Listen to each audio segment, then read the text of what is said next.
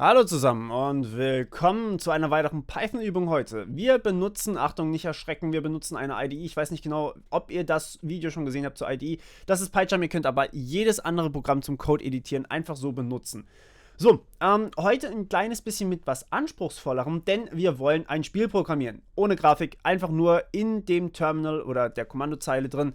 Und ja, das Spiel kennt ihr 100 Pro, das ist Tic-Tac-Toe. Tic-Tac-Toe ist ein super einfaches Spiel und auch irgendwie echt spaßig, wenn man, zumindest wenn man zwei Noobs hat, die gegeneinander spielen. Die können das einfach ewig spielen, bis dann einer irgendwann Tricks rausfindet, dann wird es echt langweilig.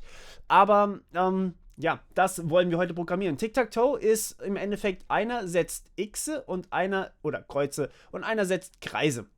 Das Spielfeld ist 3 auf 3.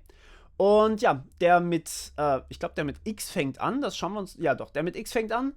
Und dann geht es darum, wer 3 in einer Reihe hat. Also im Endeffekt wie 4 gewinnt, nur eben mit 3 und auf einem Spielbrett, was 9 auf 9 groß ist. Das ist ein Feld, das ist ein Feld, das ist ein Feld, das und das. Und in jedes Feld kann man eben so einen Wert reinschreiben. Wenn schon was drin steht, dann kann man das nicht machen. Und jetzt sollt ihr das quasi programmieren, dass man da gegeneinander spielen kann. Das heißt, man hat dann eben die Möglichkeit zu sagen, ich möchte gerne auf 1, 2, 3, 4, 5, 6, 7, 8 oder 9 setzen, wobei 1 das hier oben ist und 9 das Feld hier unten. Und eben in der Mitte sind, also wir gehen dann einfach von hier nach hier, also 1, 2, 3, 4, 5, 6 und so weiter, 7, 8 und 9. Und so sollt ihr das Ganze programmieren. Das ist eure Übung.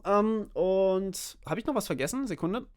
Stellt sicher, dass jeder Zug, der gemacht wird von jedem von beiden Spielern, also egal ob X oder Kreis, dass der auch gültig ist. Das heißt, ihr müsst immer überprüfen, ob man da überhaupt hinsetzen darf. Außerdem stellt sicher, dass dass nicht schon ein Spieler gewonnen hat. Das heißt, wenn jetzt hier noch ein X steht,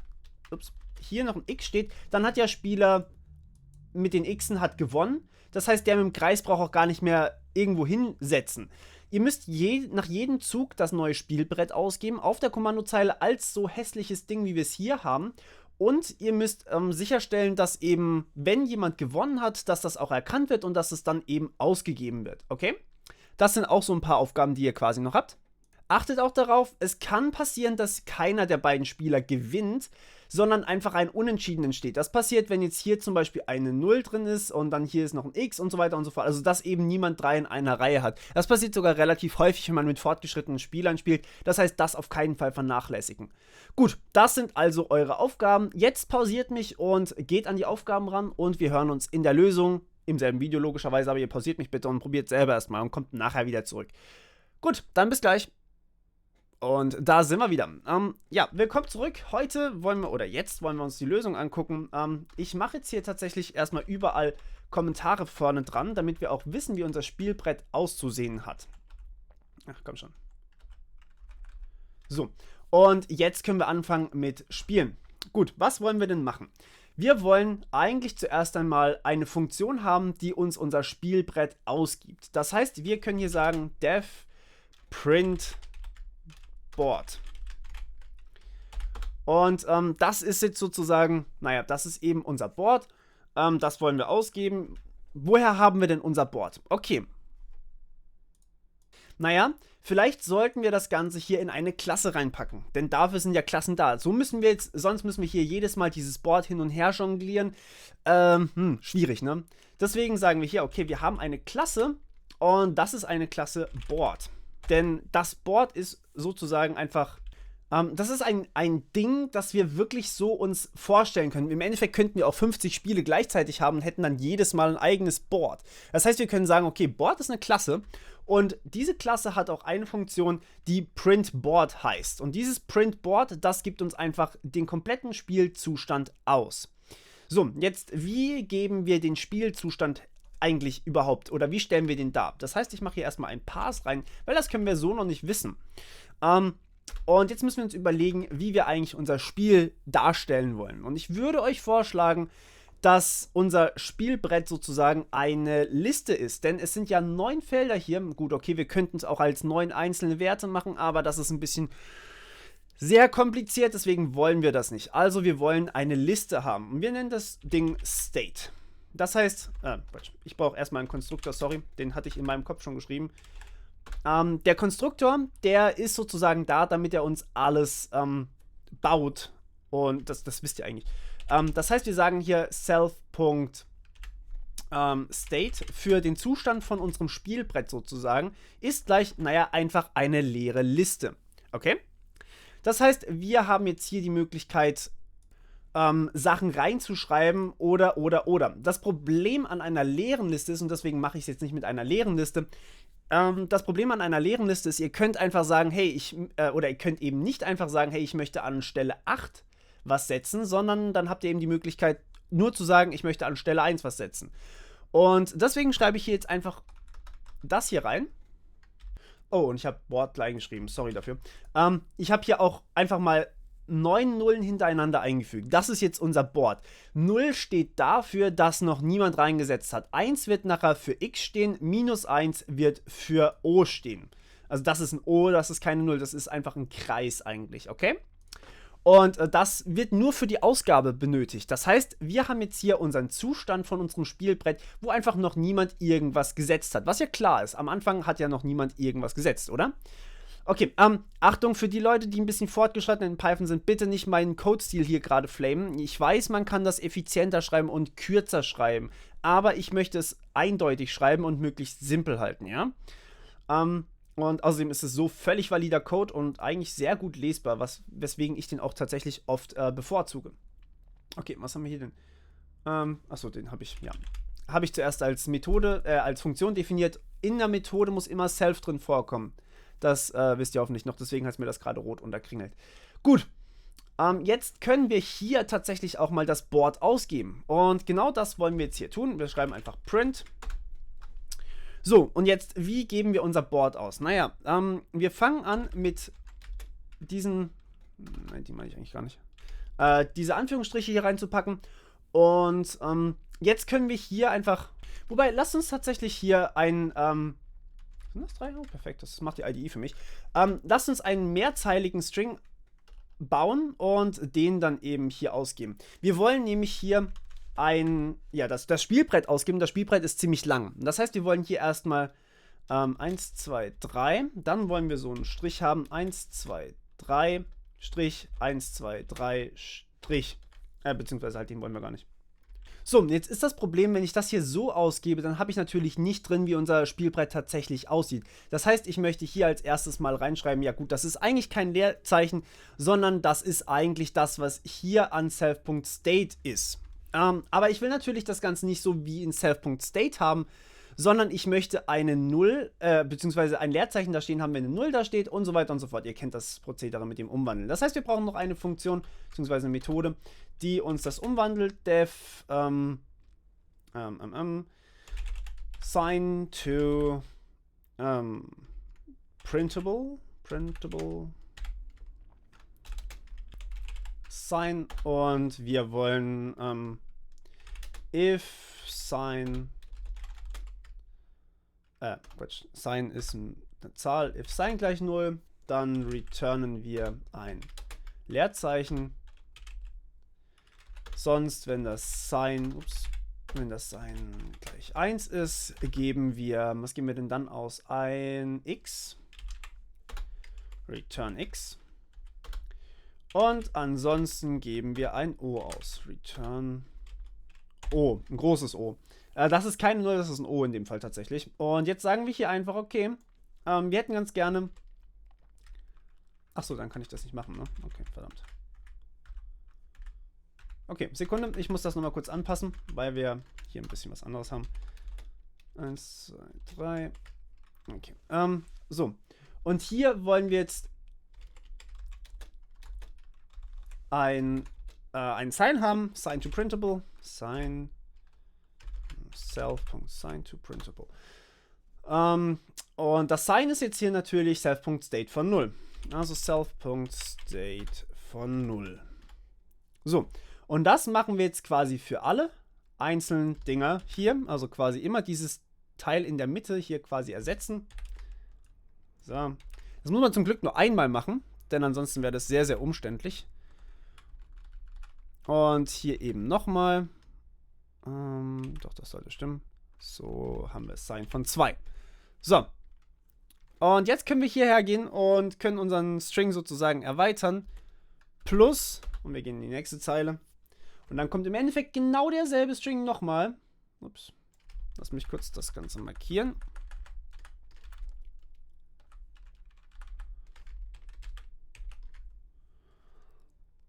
Jetzt hast du was getan, was ich nicht von dir wollte. Und das fügen wir hier nochmal ein.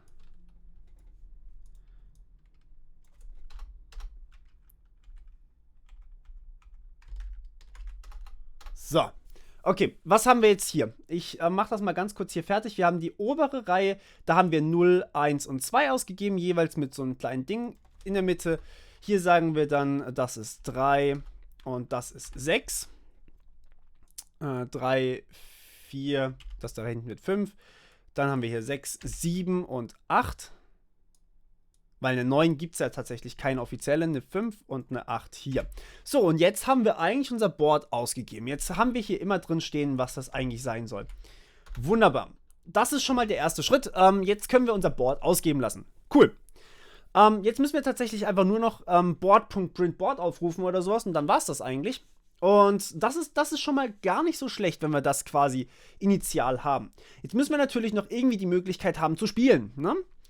Und dazu brauchen wir Player, also Spieler. Okay, um anschließend oder um möglichst geil weitermachen zu können, wenn wir hier das Ganze fertig haben, wollen wir tatsächlich auch die Spieler als eigene Klassen machen, sozusagen. Und ihr könnt dann zu Hause als Übung sozusagen euer Spiel erweitern, sodass ihr dann eben auch noch nicht nur einen Spieler habt, also 2 menschliche Spieler, sondern könnt den einen Spieler dann, könnt noch eine Klasse erstellen, die von Spieler erbt und dann eben eine künstliche Intelligenz ist, die dann auch noch für euch sozusagen spielt. Das könnt ihr machen. Das machen wir hier allerdings nicht. Wir schreiben hier nur eine Klasse Player.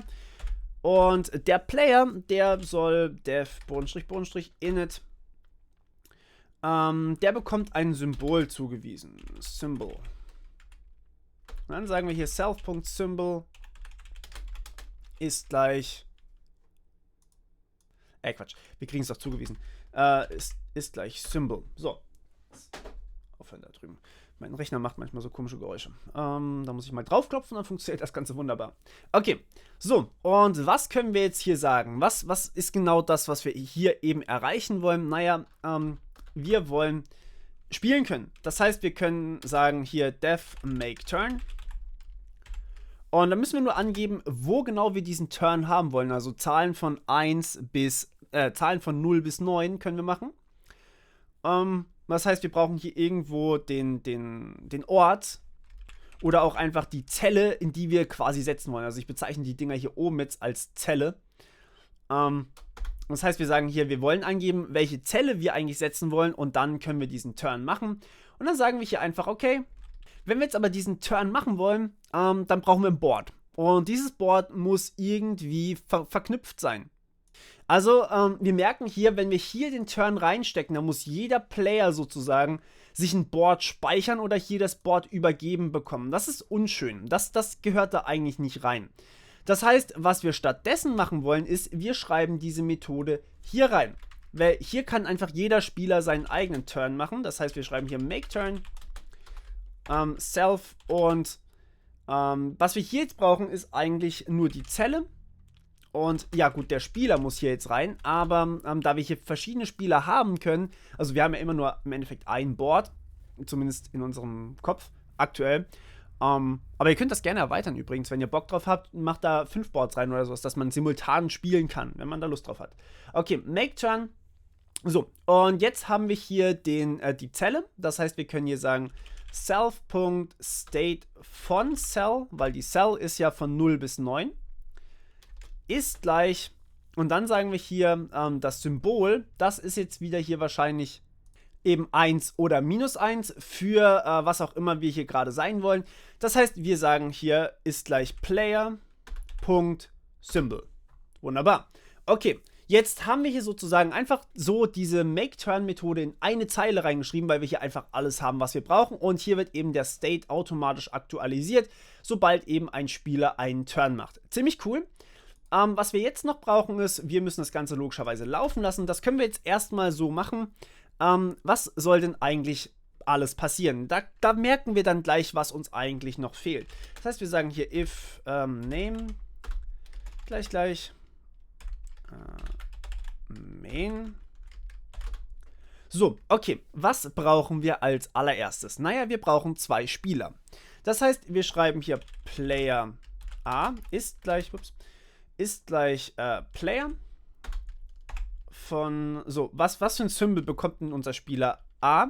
Naja, unser Spieler A wird, wir haben es hier gesehen, X fängt normalerweise an, habe ich vorhin oder in der Einführung behauptet. Das heißt, das ist jetzt einfach so. Ja, es kann gut sein, dass ich mich da geirrt habe, aber in unserem Fall ist das jetzt so. Das heißt, unser Spieler 1 ist eben Spieler 1 und das ist Spieler -1. Der bekommt dann eben sein Symbol vom Kreis. Ihr könnt ja auch eine 2 benutzen, das ist in der Programmierung völlig egal. Gut, jetzt haben wir 2 Spieler, jetzt brauchen wir nur noch ein Board. Board ist gleich Board.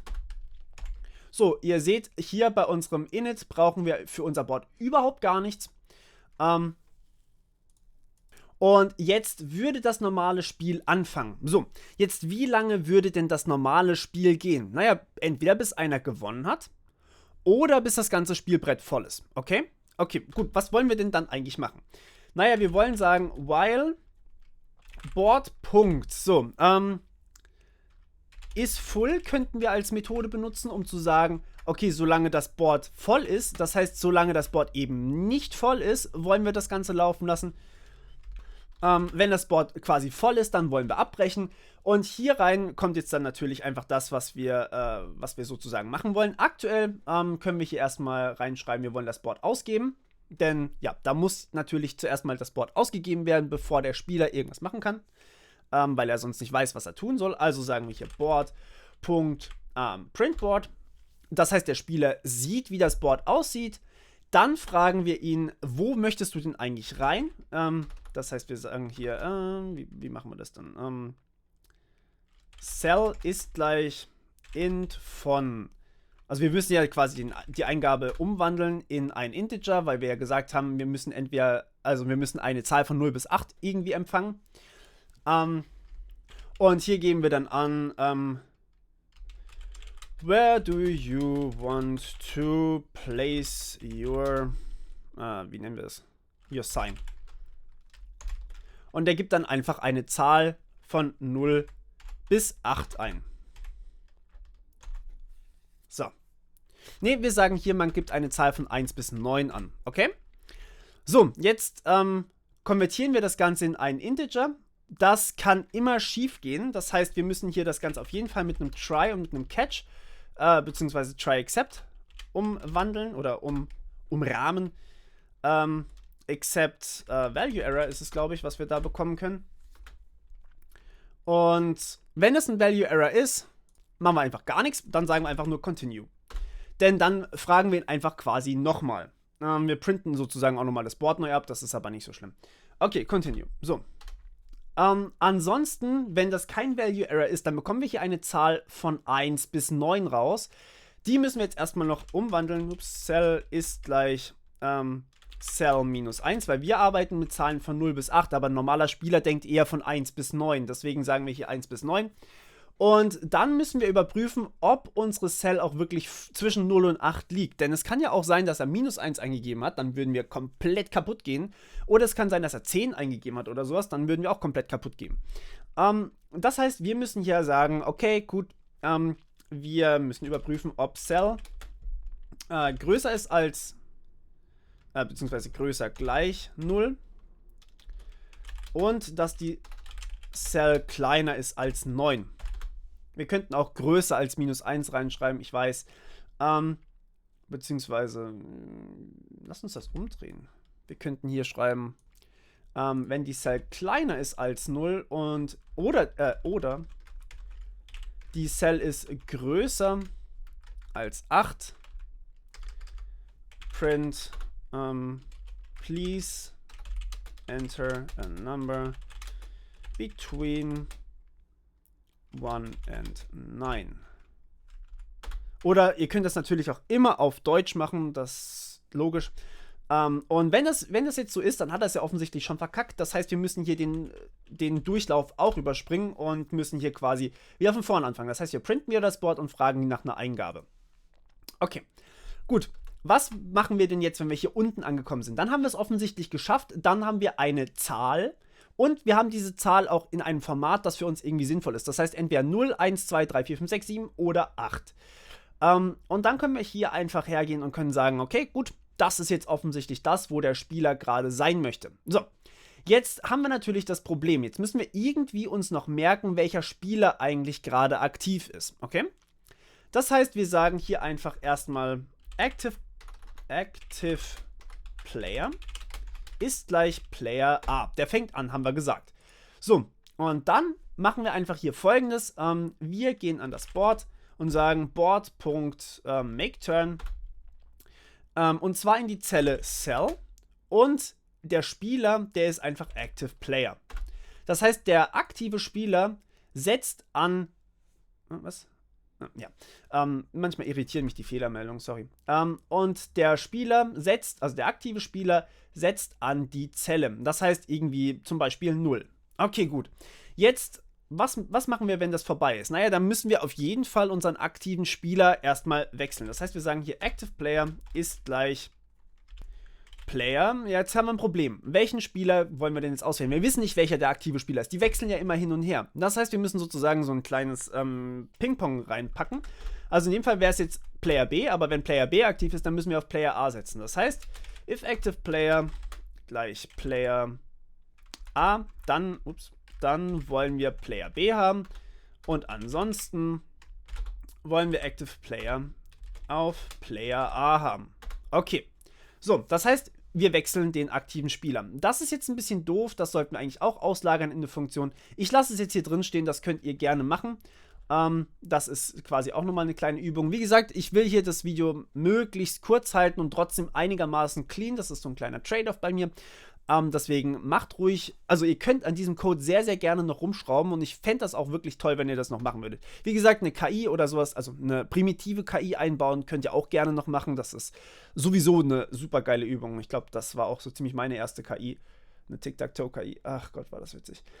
Okay, jetzt müssen wir natürlich noch überprüfen, ob das Board voll ist. Das haben wir hier oben reingeschrieben. Aber was kann denn auch noch passieren? Naja, es kann passieren, dass unser Board, beziehungsweise dass einer der beiden Spieler gewonnen hat. Es kann aber immer nur mit einem aktiven Spieler passieren. Das heißt, hier können wir sozusagen sogar ein bisschen Rechenzeit sparen. Board.checkWin. Ich nenne das jetzt einfach mal checkWin. Und ja, wir können jetzt hier einfach mal sagen, wir nehmen den Active Player mit rein. Mal gucken, ob wir das so implementieren. Mal schauen. So, und dann haben wir noch was Drittes, was wir noch machen müssen, denn das habe ich auch in der Aufgabenstellung gesagt, es kann ja hier passieren, dass das hier ein illegaler Zug ist. Das heißt, wir müssen hier noch gucken, ob das auch wirklich ein gültiger Zug ist und das machen wir mit valid, beziehungsweise is valid turn, also ist ein gültiger Zug. Und da brauchen wir eigentlich nur die Zelle übergeben. Und ich habe das Cell vorne dran vergessen. Da brauchen wir eigentlich nur die Zelle übergeben. Die überprüft das dann für uns. So, jetzt haben wir noch 3 Sachen, die wir überprüfen müssen. Einmal, ob das Board voll ist, das wird recht einfach. Ob jemand gewonnen hat, wird ein bisschen schwieriger. Und ob das Ganze ein gültiger Zug ist, das ist auch recht einfach. So, und das machen wir jetzt alles noch kurz. Okay, def is valid turn. Is valid turn. Weil die gerade da oben drüber steht, fangen wir mit der an. Und hier bekommen wir eine Zelle. So, und eigentlich ist es super, super einfach. Wir sagen einfach if State von Cell gleich 0 return true. Ansonsten return false. Okay, so, das heißt, wir müssen jetzt hier sagen if self.isValidTurn von Cell, machen wir das. Aber wir müssen jetzt hier auch irgendwie noch das Ganze zurückgeben. Das heißt, wir sagen hier return true, wenn das auch wirklich ein gültiger Zug war. Also da ist ja offensichtlich alles gut gelaufen. Da ist offensichtlich alles gut gelaufen. Da haben wir das Ganze gesetzt und wir geben jetzt hier einfach true zurück. Aber hier können wir jetzt auch einfach false zurückgeben. Denn wenn wir hier unten ankommen, dann sind wir offensichtlich noch in der Funktion. Das heißt, das hier ist fehlgeschlagen, also war es offensichtlich kein gültiger Zug. Und wir müssen auch das Ganze dem Spiel sagen, dass das kein gültiger Zug war, denn der darf da gar nicht hinsetzen. Okay. Jetzt. Nein.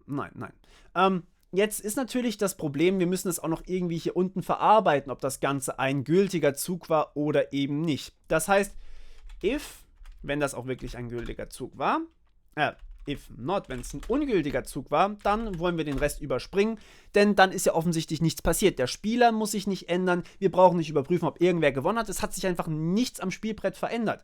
Das heißt, wir müssen das Ganze hier nochmal machen und müssen ihm quasi sagen, hey, mach endlich mal einen gültigen Zug. Das können wir hier noch kurz machen, können wir ausgeben. Invalid, das könnten wir eigentlich oben drin ausgeben, das macht da viel mehr Sinn.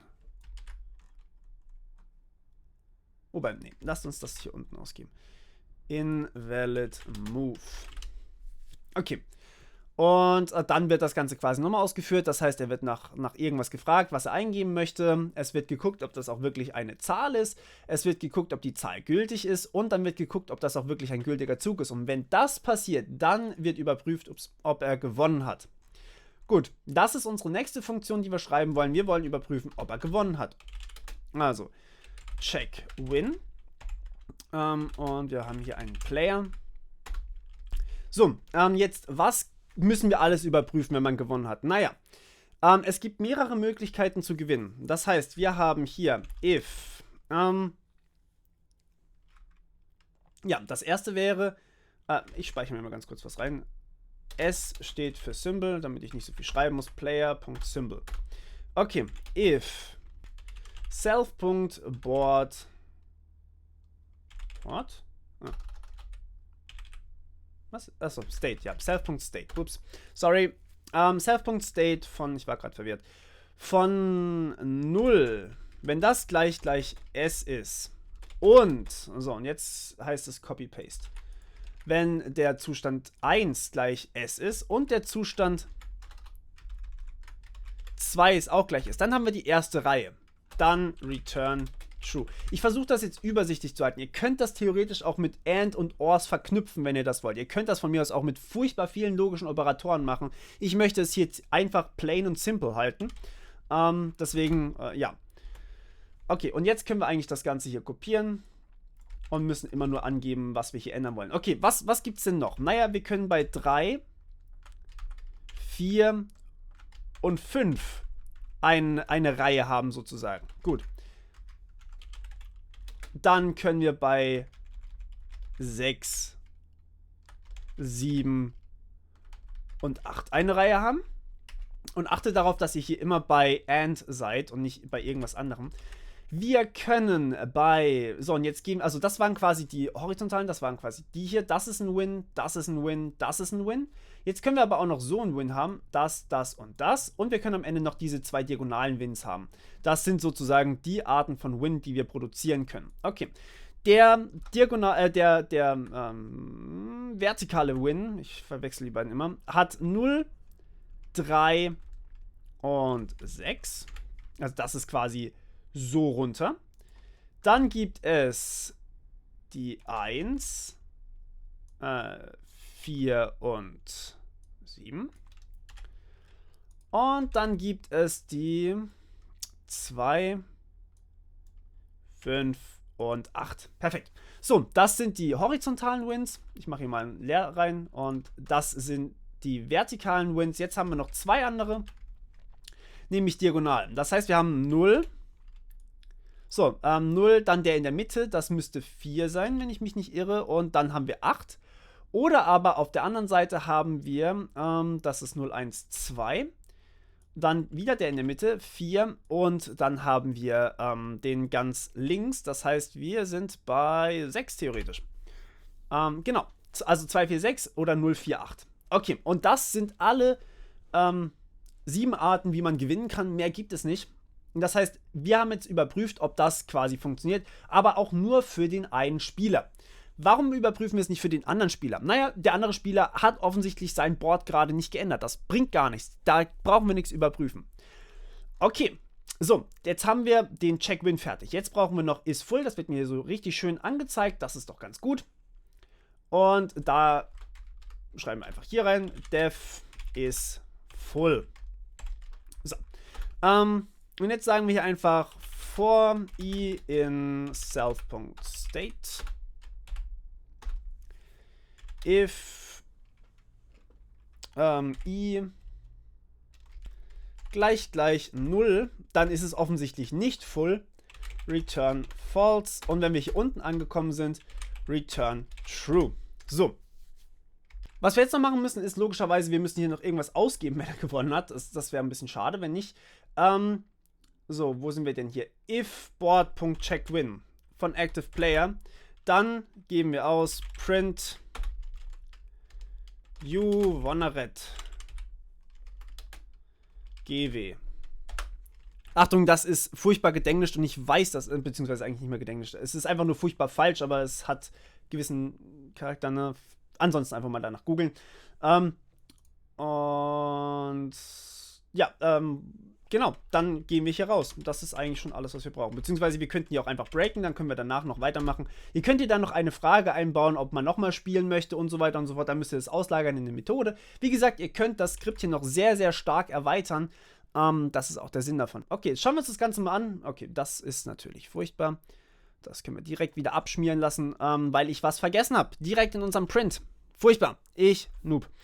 Wir wollen hier natürlich noch eine neue Zeile einfügen, damit das Zeug auch untereinander hängt. Ansonsten bringt mir das natürlich herzlich wenig, denn dann sehe ich ja gar nichts mehr. Okay, jetzt ist schon mal besser. So, wo möchte ich denn hin signen? Ich bin Spieler A, das heißt, ich möchte, ja, fangen wir mal einfach oben in der Ecke an. Okay, jetzt möchte ich als der zweite Spieler in die Mitte rein. Also 4. Ups, naja, gut, okay. Ja, okay, dann bin ich jetzt halt da, ne? Ich denke schon von 0 bis 8, das ist mein Problem gerade. Okay. Der möchte selbstverständlich auf 5 gehen. Und dann möchte der auch mal auf 5 gehen. Jetzt mal gucken, was passiert. Invalid move. Where do you want to place your sign? Okay. Der möchte jetzt, ja, was wollen wir denn machen? Wir wollen verlieren als der Spieler. Das heißt, wir sagen hier, wir wollen auf 8 gehen. Okay, und der sagt jetzt, haha, ich gewinne das Ganze. Und wir sagen hier, you won it, GW. Okay, perfekt, cool. Das heißt, wir haben jetzt quasi ein Spiel durch. Wir wollen jetzt noch kurz ausprobieren, was passiert, wenn wir einfach alles durchgehen. 2, 3, 4, 5, da sollte niemand gewinnen, oder? 6, doch, verdammt, der gewinnt da. 8, Scheiße, der gewinnt wieder. Mist. Okay, das war Fail von mir. Ich gebe es zu. 7. Und der macht jetzt natürlich 9, dann hat er gewonnen. Verdammt. Okay, wir probieren es nochmal. Wir probieren nochmal nicht zu gewinnen als erster Spieler. Machen wir 5. Der macht die 1. Der macht die 2. Dann muss mein O logischerweise an 8 setzen, sonst gewinnt er da auf jeden Fall. Dann setzt der an 1, 2, 3 an 3. Dann muss mein O an 7. Dann setzt der logischerweise an 4. Dann muss mein O an 6 setzen. Und dann setzt er an 9. So, perfekt. Und dann haben wir hier offensichtlich keine Ausgabe. Das heißt, es hat aber trotzdem funktioniert. Wir haben alles soweit fertig. Wir können hier noch eine kleine Ausgabe angeben, wenn das Board voll ist. Dann haben wir hier einfach ein Print It's a tie. So, schön. Und das war's eigentlich auch schon mit unserer Übung. Ja. Das war eure Übung. Ich hoffe, ihr konntet soweit folgen und ihr hattet auch Spaß dabei, das selber zu programmieren. Eure Übung, also quasi die Übung nach der Übung ist, wie gesagt, erweitert das Ganze. Erweitert es, bis ihr nicht mehr könnt. Macht einfach noch viel mehr Shit damit. Viel Spaß dabei. Skript ist natürlich wieder mal in der Beschreibung verlinkt. Ist auf Google Drive, hoffentlich zumindest. Und ja, baut euch hier noch einen Spieler, der eine KI ist. Und dann lasst den einen Spieler hier als KI quasi agieren. Oder baut noch mehr ein, dass man zum Beispiel die Spielbrettgröße machen kann. Dann wird Tic-Tac-Toe zwar ein bisschen langweilig, aber ihr könnt zum Beispiel das noch machen. Benutzt das Ding, um einen 4 Gewinn zu schreiben und so weiter und so fort. Und auf jeden Fall, was ihr machen solltet, ist A, gebt mir ein Like oder B, lasst mir Feedback da oder C, macht beides. Das wäre sehr, sehr hilfreich für mich. Und sagt mir auch Bescheid, ob ihr noch mehr Übungen haben wollt oder ob ihr weniger Übungen haben wollt oder wie auch immer, ob ihr es vielleicht kürzer haben wollt, länger haben wollt. bin ich wirklich darauf angewiesen. Bitte gebt mir Feedback. Vielleicht mache ich dann auch noch 4 Gewinn, vielleicht mache ich da auch noch die KI rein, je nachdem, wie ihr das eben sagt. Wenn ihr andere Ideen habt, immer her damit, bitte. Und ja, das war's von meiner Seite. Wir hören uns beim nächsten Mal. Bis dann, ciao.